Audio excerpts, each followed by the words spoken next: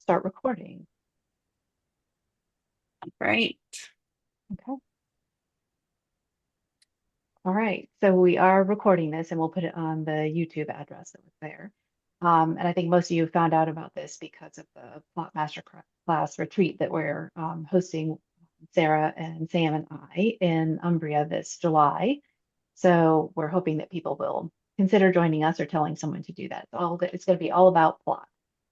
Next slide, Sarah. Yep. Um, so we're really looking forward to this. We're working with a great group that organizes retreats frequently in this same location. It's in Agriturismo. So there's food for you, cooked there, grown on the farm, all very local and fresh. They have a pool, they have great rooms, they have air conditioning, which is really important that time of year in Umbria. And it's a great chance to, meet other writers and really have some focused time to talk all things plot for your writing projects, whatever stage you're at. Next one.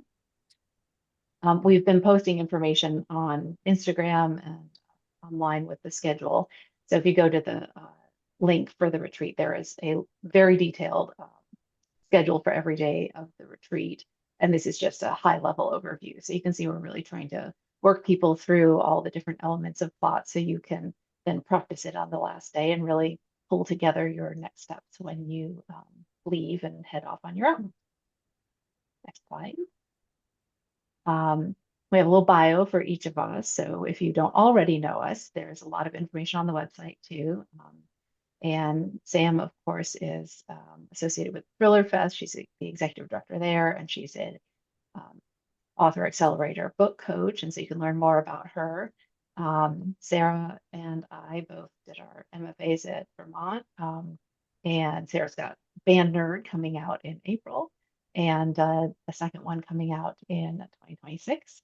And I am currently focused on an adult project that hopefully will go on submission in about a month. So that's who we are, and we are all plot fiends. So that's why we are looking forward to putting this retreat together. Next slide. Yeah, so if anyone has any questions at the end about the retreat itself, feel free to ask us. But we know you probably came here for the plot bit, so we're going to just jump right into that and give you a sample of the kind of thing we would be diving deeply into in Umbria. All right, so I'm going to take this part, and I cannot see you guys. So if you have questions, you can put them in the chat, and maybe Mary Jane, you can stop me if it's Okay. related to what I'm talking about.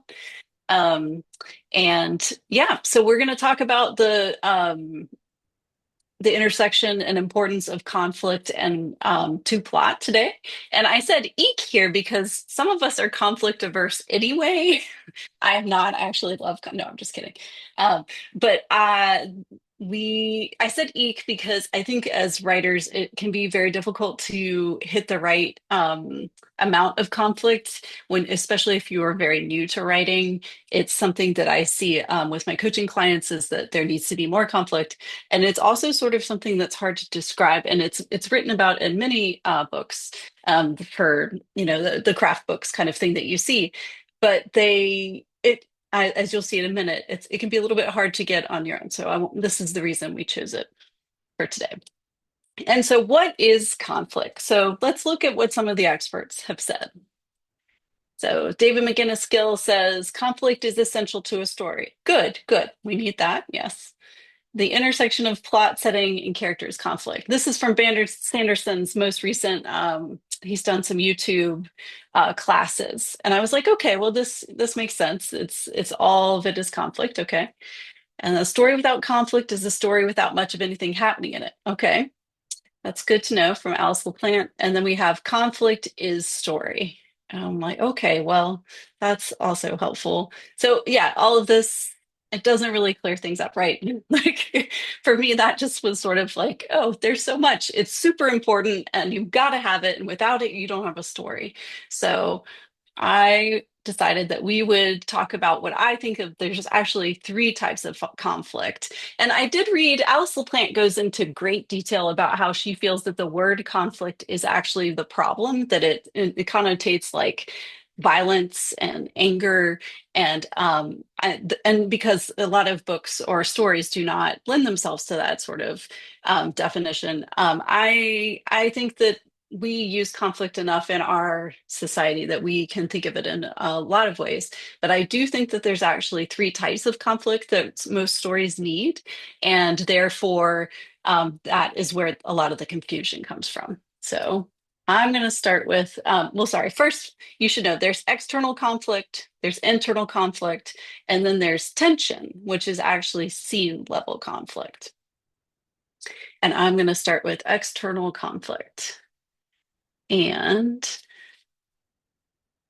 we looked at two movies, and I'm going to explain why in a minute. We looked at Sleeping Beauty from, the 1950s version, and then we also looked at Maleficent, which is of course a retelling of Sleeping Beauty. And I'm hoping that you guys have seen it or at least familiar with the story enough that you can um, follow along with what I'm saying. And if you haven't, I do have quite a bit of information about what happens. But essentially, Sleeping Beauty is, of course, the story we're all familiar with. And Maleficent is the retelling from the evil witch Maleficent's point of view. And the conflict in the story is mostly the external.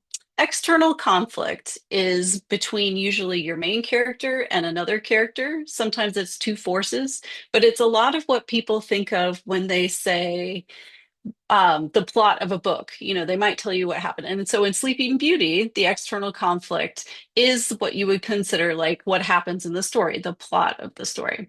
So we have Princess Aurora is born, three fairies, and all the gentry in the kingdom gather to celebrate her birth. The powerful evil fairy curses her. The fairies hide Aurora until she's like almost 16. She meets Prince Philip. She pricks her finger on the spindle, falls into an endless sleep. And after a kiss, Aurora wakes and the curse is broken. So the conflict here is all on the external. It's between characters themselves. It's things happening out in the world. It's not within.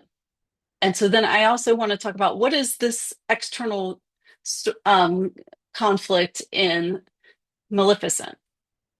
And it's actually exactly the same. Now, those of you who've seen the movie, you're like, wait a minute, that movie doesn't start when Princess Aurora is born. And that is correct.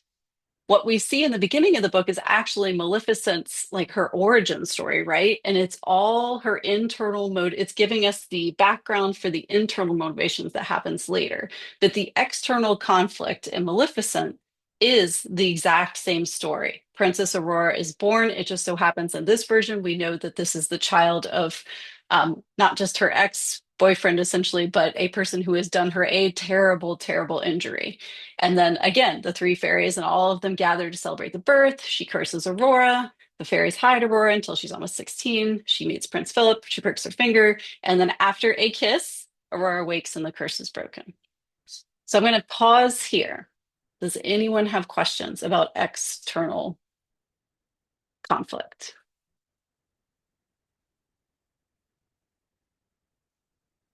I can kind of zoom out. I don't know about you guys, but I have a hard time like, oh, we're all No, good? I just said Okay. you're good. Yep. Mhm. All right. So we're going to move on now to internal conflict. This one I love because it actually really deepened my writing once I started thinking about it. Internal conflict is the conflict within your main character's mind. It's like when they are doing something, but they don't know why they're doing it, or they are doing something and they don't like that they're doing it, or they have something they need to do, but they don't want to do.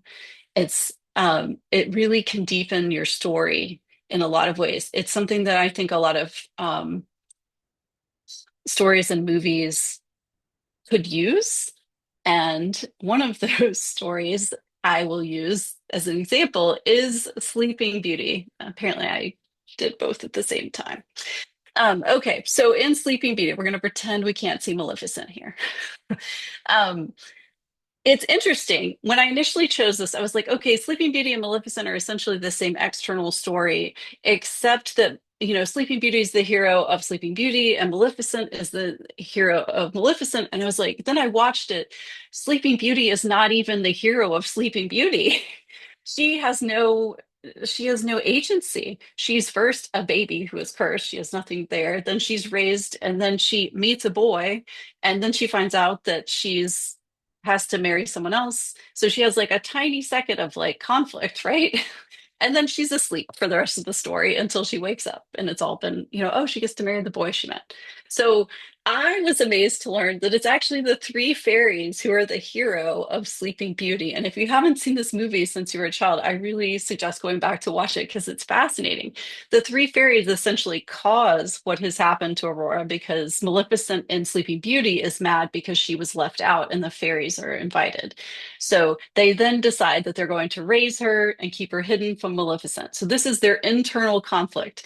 And it begins because they feel a little bit guilty because they are about part of the reason that Aurora has been cursed. And then they do all the raising, and it's fun and exciting, or not exciting, but fun and a little bit chaotic at times. And then when Aurora grows up and she's almost 16, she meets a handsome man in the forest.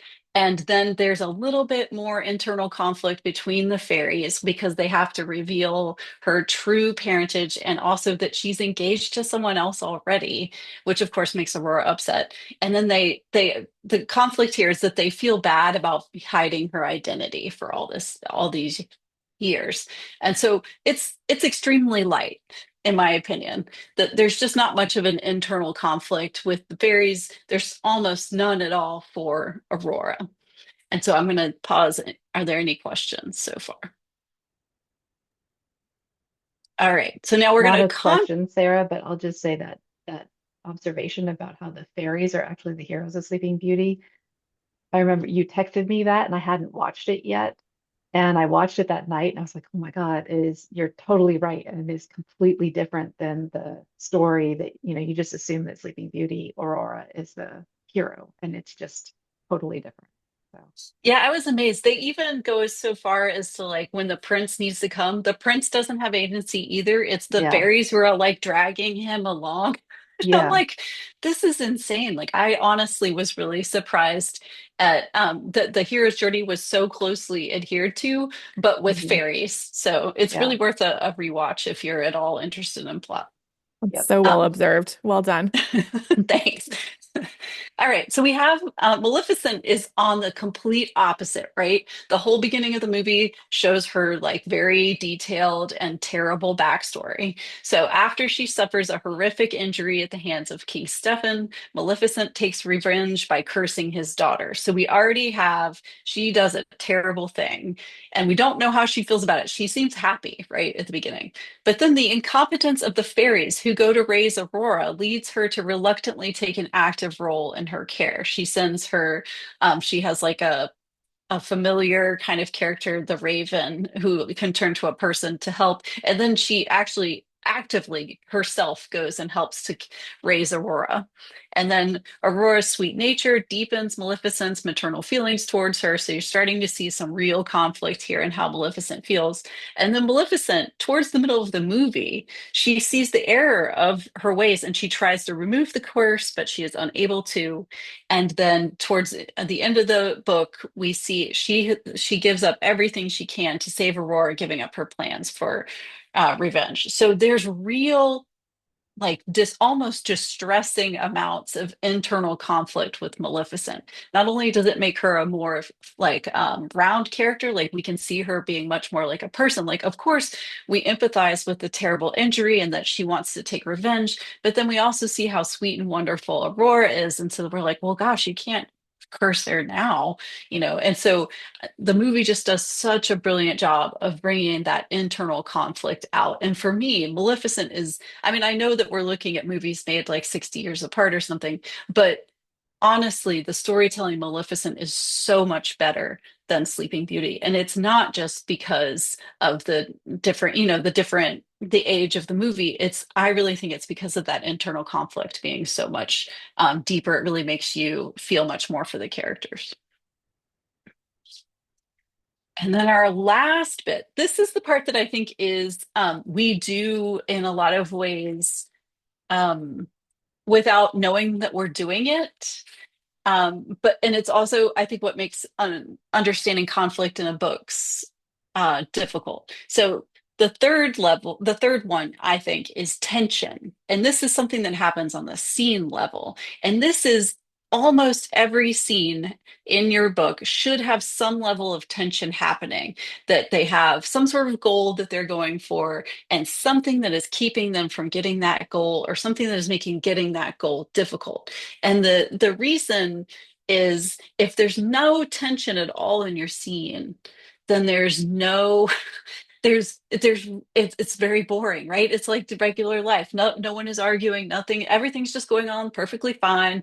And then there's no story to tell. So going back to what we saw in the beginning, conflict is story. I think that this is one of the most important pieces, is when you see it as the scene level conflict.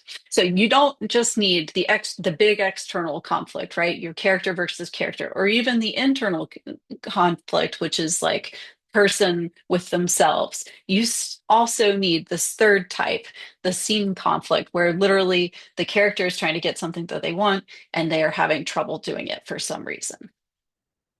And so we are talked about, still looking at Sleeping Beauty and Maleficent, and I'm going to let Mary Jane take over for this part. All right, so there are so many great opportunities to talk about this throughout the story, but the kiss is just such an obvious one that we figured we'd go right to it. So spoiler alert if you haven't seen it, sorry. But I think all of us know how Sleeping Beauty ends. You know, she is asleep. The prince fights his way through the castle, through all the thorns, and he awakens her with the kiss because it is true love's kiss that will wake her up. Um, and as Sarah was saying earlier, by the time you get to this point in the movie, it's not just because we've heard the story so many times, but it feels very obvious. You know, this is the ending that you expect. It's, you know, there hasn't been a lot of tension leading up to it. And honestly, while I was watching it, it was kind of like, okay, you know, let's get through to the end. So in this moment, which is, you know, the climax of the movie, there isn't a whole lot of scene tension. It's really just sort of a fait accompli. Maleficent, on the other hand, is really interesting because it plays against our expectations, because we all know the story, and, you know, love's true love's kiss. You know, the prince is here. He also has been brought by the fairies, just like in the original, to wake her, and he kisses her, and nothing happens. And so it's this moment of, you know, leaning forward and really wondering, oh, wait, where is true love's kiss? What's going to happen? Is it something different he needs to do? You know, what? And when you get to this point in the movie, it's not really a surprise that it is not the prince's kiss that awakens her, because he's really not that important a character in the story. And we know that this is Maleficent's story. Sarah, is there a next slide on this? There is, yeah. Yeah, I thought so. Okay. It is Maleficent's kiss on Aurora's forehead that awakens her. And so they've played with the trope of true love's kiss, but it's perfectly pitched to the internal and the external conflict of the movie, because it is Maleficent's story. And you remember at the beginning, you know, she curses Aurora because she's the child of the man who betrayed her and done her this horrible wrong. She comes to care for her. She tries to save her. She tries to undo the curse. And at the end, it's not as though she's actively thinking, oh, this is how I will undo the curse. It really is a I'm so sorry sort of moment. And so it's, you know, fulfilling the conflict. And it's not the end of the story in Maleficent. It sets off the sort of climax and resolution of all the other threads that have come to this point. You know, the prince, the king, you know, the rest of the getting the two of them out to safety. So it's a really different ending. And I think you couldn't have this kind of ending if you hadn't really set up both the internal and the external conflict along the way. And just to step back a bit from the kiss itself, I think the reason that this works is because at every point along the story arc, they've done a good job of bringing that tension together. So, like Sarah was describing for Sleeping Beauty, the tension's very soft in the original movie.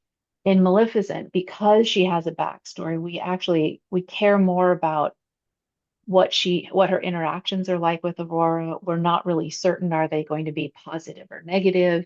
And that's because she's not certain. So as the reader or the watcher of the movie in this case, we have questions, and that internal conflict is playing against the external activities along the way. And as long as the reader is questioning, how is this going to play out? How are her feelings impacting this? Is she feeling maternal towards Aurora? Is she still, waiting for her curse to be fulfilled? And as she changes her feelings along the way, we change our understanding of Maleficent as a character. So I think that's really what we're all looking for at that scene level is you don't want to just describe a scene where they're getting along together. You also want to have that little bit of, we're getting along and yet I have feelings about this girl. Um, I think we'll stop there because there's so many details we go through with all the scenes. But Yeah. does anyone have questions about that, or Sarah or Sam, something you want to add? And I would like to add that for me, on a scene level tension or um, level, the Maleficent kiss, it's like everything is lost if Aurora stays asleep. Like Maleficent, and nothing can be resolved. And so for me, that moment of what happens now, we've just had the big letdown of Yes. the prince's kiss does nothing. Like the scene level tension is so good right there that like, and if you really, especially if you're a young person and you aren't a writer, and so you don't see what's likely to happen, like it's really a tense moment. So I think Yeah. it just goes to show you that this conflict sort of builds throughout a work, right? Like you have it in different areas, but and of course it's essential, but it really can build upon itself in a really well told story. Yep, that's Yeah, good. also very well observed. And the one thing I'd add is that the trope that they played with the kiss being the thing that we all expect to be with from the boy to solve everything for her, it's a twist because it's Mhm. unexpected, right? And it's very well set up. You're playing on the reader expectations, watcher expectations in this case, of what's going to happen. And when it doesn't happen, it feels new and unexpected and fresh. And to your point, Mary Jane, like there's so much built in about where Maleficent is coming from and what she wants that makes that it just you brought that. I'm gonna watch this movie again today. It's just like it's so good. Um, but yeah, the writing is just spectacular and what a good example. Yeah, Oh, so good. all right. Yeah. So the So, question that Mary Jane and I have discussed with each other and we wanted to discuss with you all is how does this show up in your writing, these three types of conflict? and I'll say So when Sarah and I were talking about it earlier, we were both reflecting that, we have different writing styles and different strengths and different areas to keep focusing on. And so it's interesting. It can vary from work to work, but some of us, I think, come more naturally to the external conflict. We love the plot. We've got all those plot points, but it feels like a James Bond movie. Stuff is happening, but we really don't care much about the character. And then other people are really good at developing these rich characters with rich interior lives, and yet it feels like nothing is happening in the story. So it really is that marriage of those two in every scene um, that I think we're all striving. So I'm yeah, I curious think if when I anyone. well, I was just going to say that when I was first started writing, I had that scene level tension thing down. Like I understood that every scene had to be exciting but like I couldn't figure out I had an idea of like how it would fit into the larger like a larger story, but it was sort of like going on a trip. I would go here and there, and like I didn't really have a destination in mind necessarily. And so that's where you're learning about, the external conflict and also, how plot works, and that has really helped me as a writer. But I have to say that it was learning about the internal conflict and the internal arc that a character goes through that really took my writing from, you know, interesting reading to being able to sell books. It just really deepened it for me. And so we wanted to open up to you guys. Where does conflict show up in your writing?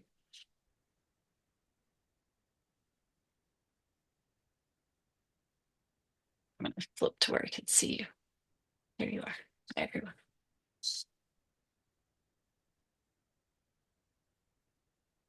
Or maybe, I Lynn's guess one, unmuted. oh, sorry. I don't even see them. Okay. Go I ahead, was Lynn.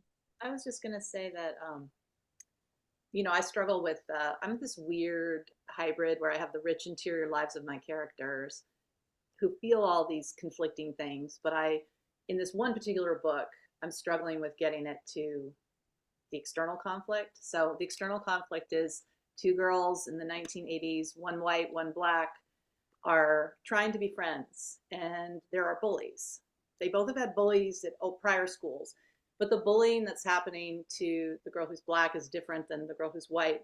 And so there's that sort of external thing going on. And then internally, they're both, well, it's written from the point of view of the white girl, and she is striving to be, straight A, the best, as is the black girl. They're both competing for the same stuff. And there's like a little bit of internal guilt and stuff. But then I have all these other characters, mom, brother, all these other people. And what happens in the scene level tension is that I've got so many characters and I'm trying to bring them all in and they all feel important. Um, so, the arc is really the white girl coming to terms with her competitiveness and wanting to be number one and the best, and how that's going to, for her, compromise the relationship with a kindred spirit, because she really feels that Ginny, the black girl, is somebody that she could be super close to. And anyway, I don't want to overwhelm with all my plot details, but there's just a lot. Like, that's one of the things I struggle with, I think, when I'm writing this particular book, because I've just got many characters. But you all in writers group helped me with the external conflict more, because I didn't really show the bullying happening in real time for Justine, the white girl. So that amped up things and the stakes early on in the story. I made it all backstory in their prior schools. So anyway, I know that's a lot of detail, but the big world and cast of characters, I think, is what helps me or prevents me from doing the scene level tension sometimes. It's an interesting challenge too, I think, in almost every project, trying to figure out who those main characters are. What are the most important threads for your story? Sam, is this something you have a reaction to? Yeah. Yeah, I have Yeah. so many clients, myself included. My first novel, I think I had a cast of like 25, and somebody very gently gave me the advice of like maybe not have that many. And Yeah. it just, you're mostly just making it harder for yourself, right? So I like to think now of just like you have your two people or your three main people or four or whatever, who absolutely needs to be there in order to make the story work. And this is where the murder your darlings concept comes in. And I think occasionally when you start thinking about like, okay, could these two or three or even four characters serve the same purpose and be like a new, different, deeper character for my main characters to be interacting with? Sometimes you'll find that one of these kind of sub characters ends up being somebody that needs to have a voice because they're playing a very pivotal role in your story. And so it kind of sounds like you might be at the point where just asking, like having everyone defend their their right to be there, could be a good exercise, and just interview everybody in your mind or write it down or whatever, and just see, does anybody kind of just like, in which case save them for another book. Mhm. But in thrillers and mysteries, I like to tell people like the smaller the better, probably a cast of no more than 10, including, sub characters like the taxi driver and whatever. But if you're talking about a core group, like 6, 7, because you're also asking the reader to remember so much when we give them more than 10 people. I know I kind of start tuning out as a reader. I'm just like, okay, so there was like this person over here and this, and we don't ever want them to get overwhelmed because then they'll put the book down. We want to suck them in so that they never let it go. I'm curious how Yeah. many people feel like they also just tend to throw a lot of characters in their story. I know I've done that at times. Yeah. Super easy to do. Yeah, Well, you're working from real life. We're surrounded by lots of people, right? So exactly. Hmm. So it makes sense that you would throw in all the people until you're like, do I need two uncles? Probably not two uncles. Like, Do I need any of yeah, them? it's true.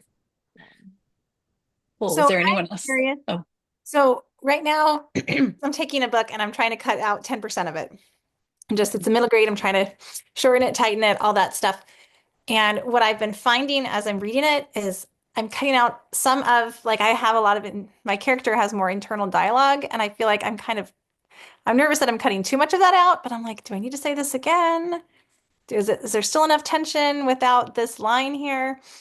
Um, so I'm working on Magellan. And so there's lots of times where he's talked about, he's very afraid of the water and he's hiding that and he lives at a lighthouse, or he's forced to live at a lighthouse for this summer because there's this polio epidemic. And so he's basically quarantined with his dad, who he doesn't usually live with.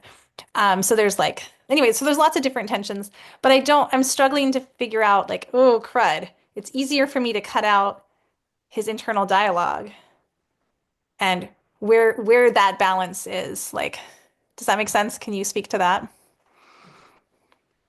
It does. I think it goes, I mean, if you find that you're saying it multiple times, that probably for me would be like maybe I've gone a little too hard on the internal conflict here. Or maybe you need to deepen it somehow. Like maybe it's not so one note, maybe it's more of a constellation of things that are bothering him. Or maybe even add some external conflict that might create like with another character that might create something that would help with that too. It's harder when you're cutting though. Like you don't want to be in the adding mindset at that point.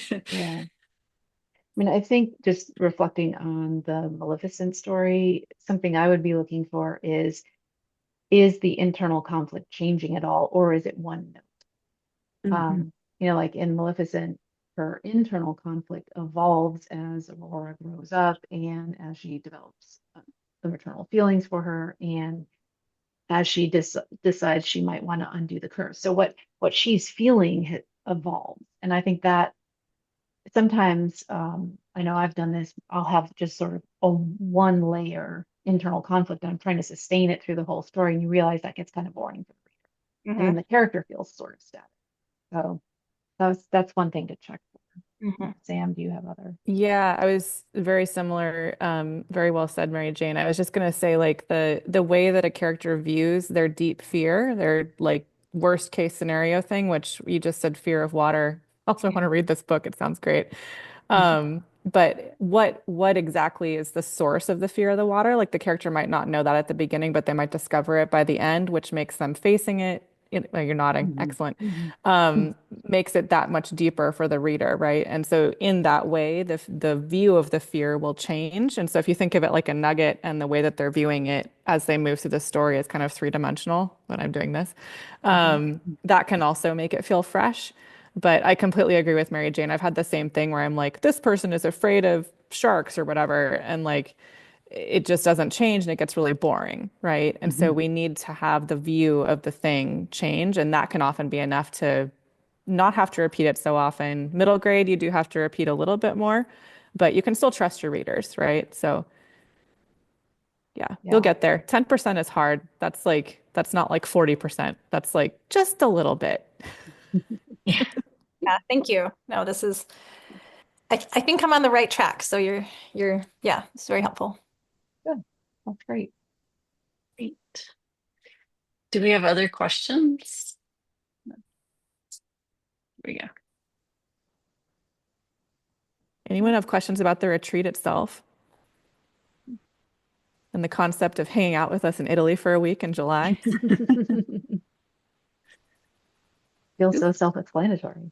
Good food, good people, good writing time. That's true, yes. Um, Can I we mean, do it tomorrow? That's my yeah. question. Oh my gosh, I wish we could. Well, actually, next Sunday we can do it. It's So true. if you want to flip the slide, we've got that QR Yes, code, and yes. we are going to post the recording to the YouTube channel. So if you know someone who wanted to see it and couldn't make it today, you can share that. But next week, same time, same place. We're going to do a we're going to hone in on the midpoint and its importance for the plot. And we will use the two movies again. So you have a week now to go back and watch them if you haven't seen them recently. Hey, can I say Yeah, of something? course. Go ahead. Amy, I'm sorry I'm not on camera. It's okay. You have a cute There's cat. just so much stuff going on in my family today, and I'm actually been listening to you. I'm trying to get myself ready to go visit someone who's sick, but I really wanted to be here. So I mean, I'm just really relating to everything that I'm hearing, and I That's have great. such a hard time parsing out what has been repeated too much and how to trust the reader. I mean, that's a real hard one for me with the internal thought. But one thing that someone's helping me do right now, they pointed out place, I have I tend to write quiet books, and I tend to have an awful lot of internal thought, and it slows things down. And one of the things I'm playing with is, if I really don't want to get rid of it, does it really belong in dialogue? And I've been playing with that. So for my great boy, instead of saying, I'll never be normal to himself, and, being peeved that his best friend's trying to tell him to get a haircut a certain way to look better or to look like an actor, right? Because he's really more handsome than he thinks he, right? Is just that he says it out loud to her. And then suddenly she's arguing with him, like you're better looking than you think you are. And he's refuting it and getting frustrated with her, but there's more tension. I don't know if this scene works. I just wrote it. So it was a whole block of a paragraph of internal thought, comparing himself to, other people, as young people do, as we all do. And so I'm hoping that now there's actually more tension in scene, because I have trouble with just I go like, okay, this happened and then this, and I want to get through this, and it's like you don't have like, where's the tension, where's the movement forward? It's very hard for me. So this was very helpful, thank you. And I'm going to watch Maleficent, and I don't think I can get to Italy, but you had me with the stone pool. I mean, maybe another summer. Okay, it's not going to happen this summer, but it would be very cool. Well, that Well, sounds great. hopefully We this hope many becomes an annual summers. thing. Yeah. Yeah. But I think Don't what you tell me said you're it's the same. trying is really Yeah. smart. Put things in dialogue and see what happens between the characters.